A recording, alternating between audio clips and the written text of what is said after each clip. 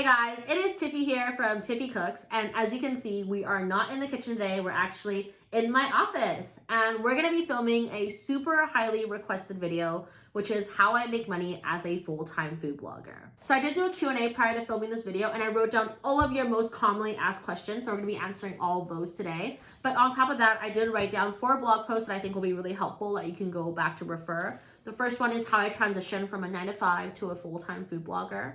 Second question is how much money do I make as a food blogger / how do I make money? So in that one blog post, I go really into detail on how I make money, where my income comes from, and how I diversify my income and how I decided to do blogging, which kind of leads to the third blog, which is how do you actually start a blog? So I wrote down step-by-steps on how to start a blog that actually makes money.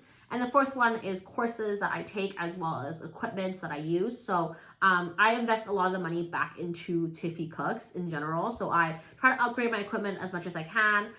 You guys always ask me questions on how do I add captions? Do I take any food blogging courses? Who are my favorite bloggers? So that will be a whole dedicated page to that as well. So I'll link it below so you guys can go check it out. So without further ado, let's get started. I did write down all your questions so that way I don't miss anything. I'm a big notes taker. I'm a big to-do list person, so bear with me here.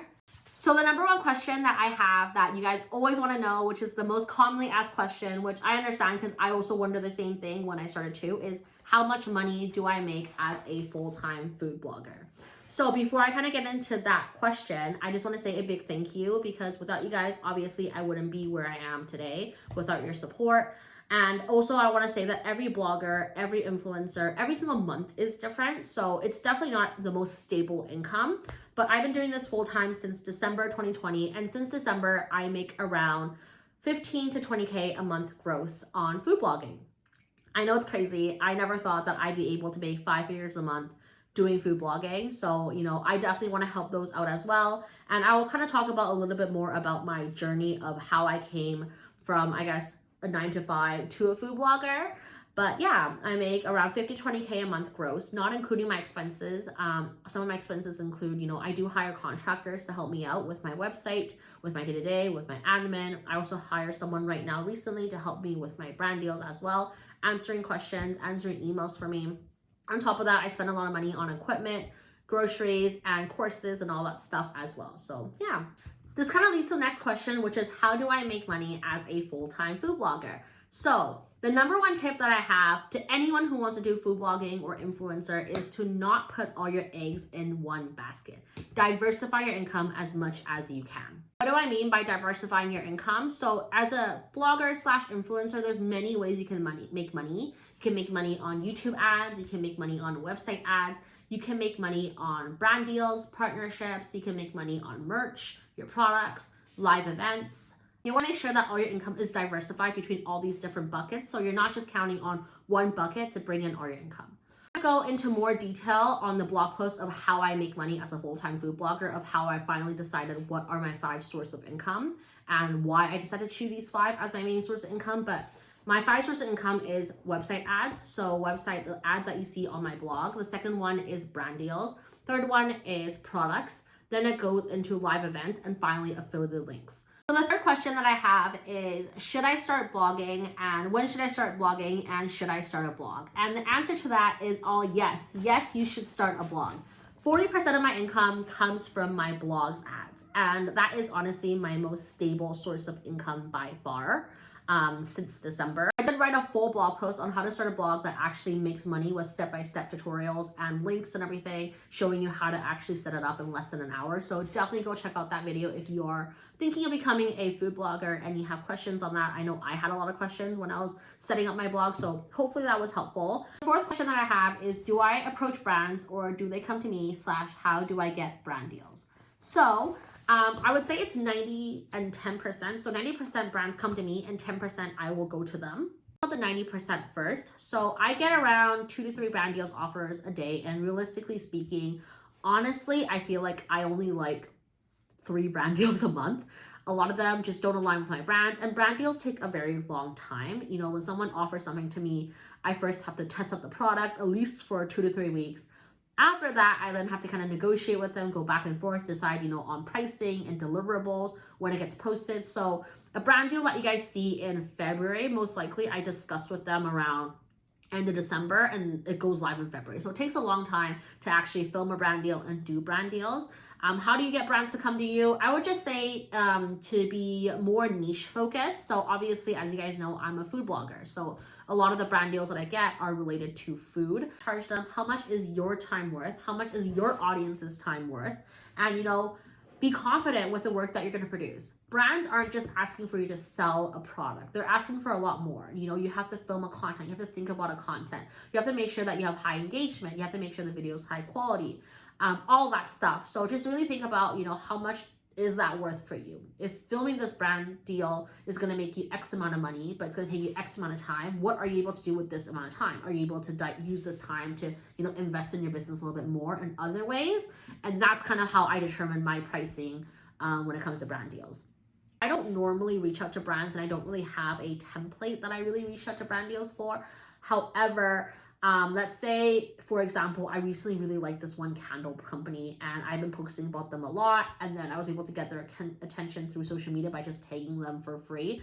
Then maybe I'll ask them like, hey, do you guys want to do a brand deal together? Or, do you want me to, can I have an affiliate link by chance to kind of give my followers a discount? So those are kind of the times that I do reach out to brands. Okay, so the next question is, when did I get started with blogging? So the whole journey of Tiffy Cooks is very, very, very long.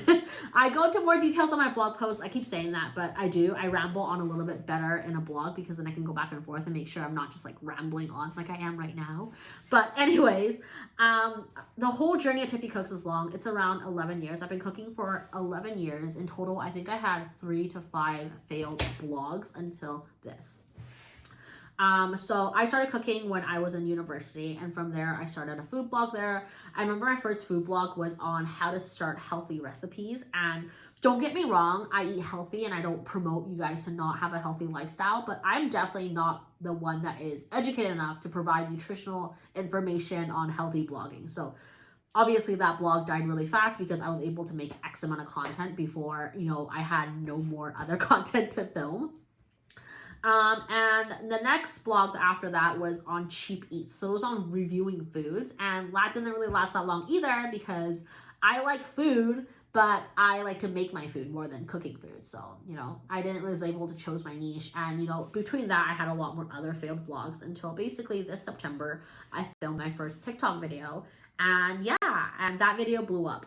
Since then, everything just kind of was crazy. It kind of felt like a dream come true. So September is when I filmed my first TikTok video, and after that I just wanted to keep up the momentum, so I started filming my series, which is kind of what I'm most known for. I did my 21-day series, I'll cook you dinner for 21 days. I then did a 20-minute dinner for 21-day series. I then did a cooking 15 street food for 15 days, and currently I'm on a street food series again. In January I did another 20-minute dinner for 21 days to start 2020 off. So since then, that's kind of become my brand, which is just making series and making quick, easy recipes. I started my blog in October and I went all out this time. I took on a lot of courses. So I don't just rely on my traffic from TikTok and Instagram. I also do Pinterest as well. So I took on some Pinterest courses. I'll write all my courses down below so you guys can go check it out as well. And I took a course on affiliate marketing. I just wanted to make this work. One quote that I live by and I truly believe in, and it's something that I feel like is a really good representation of just Tiffy Cooks in general, is that luck is when preparation meets opportunity. So yes, I am very lucky that that one video in September started doing well and my channel got picked up.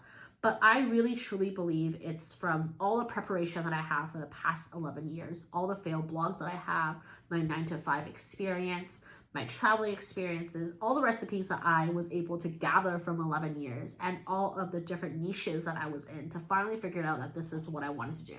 So if you are right now just getting started, or let's say you've been doing it for a few years and you just feel like your blog's not picking up, don't give up.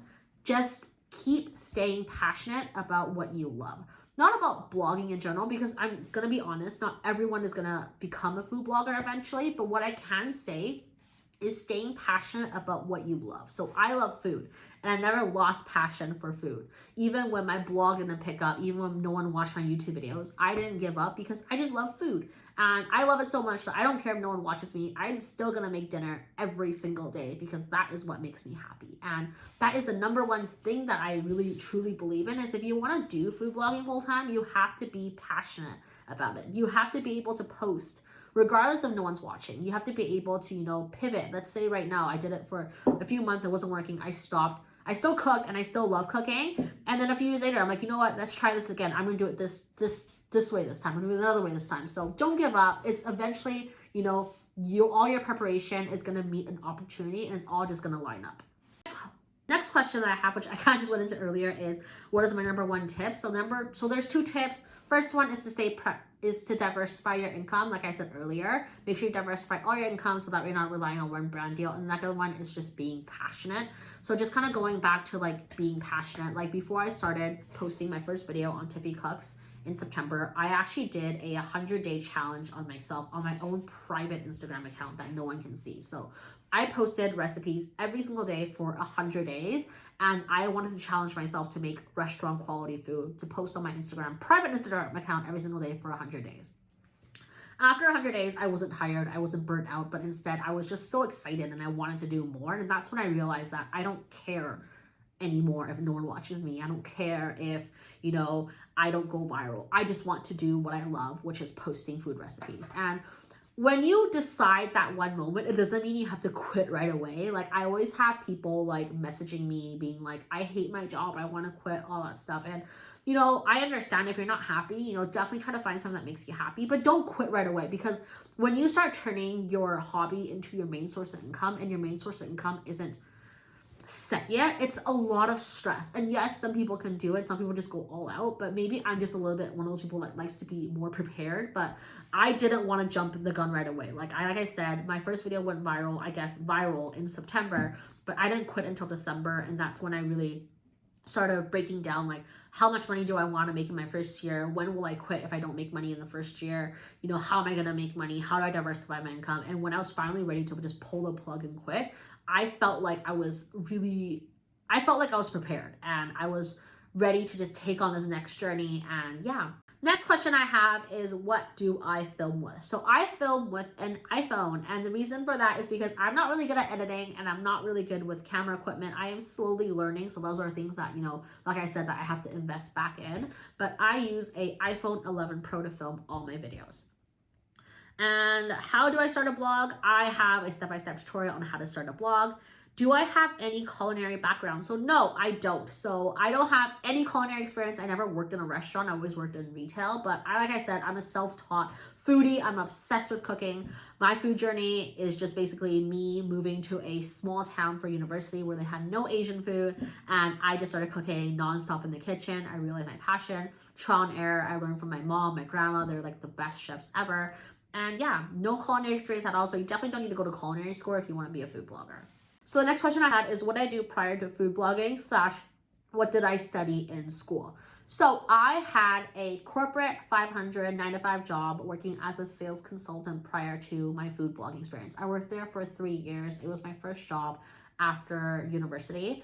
And honestly, I have nothing but good things to say about it. It was honestly a great experience. You make good money, stable income, and you learn so much. I think when it comes to 9-to-5 job, you learn so much that you would never learn in school. Working in a corporate company, I learned so much. Something as simple as how to write an email and how to pitch myself / how do I brand myself in a company / you know, how do you negotiate wage? How do you get a salary range? How do you ask for a promotion? Those are things that you honestly only learn when you're actually in the jobs. And then what did I study in school? So I went to Queen's University and I studied economics. And then after that, I came back and I studied another 2 more years at BCIT in marketing communication. Do I recommend starting on TikTok or Instagram? So I would say it's really up to you. I would post in both because both right now have a good chance of you going viral. So Instagram has IG Reels right now.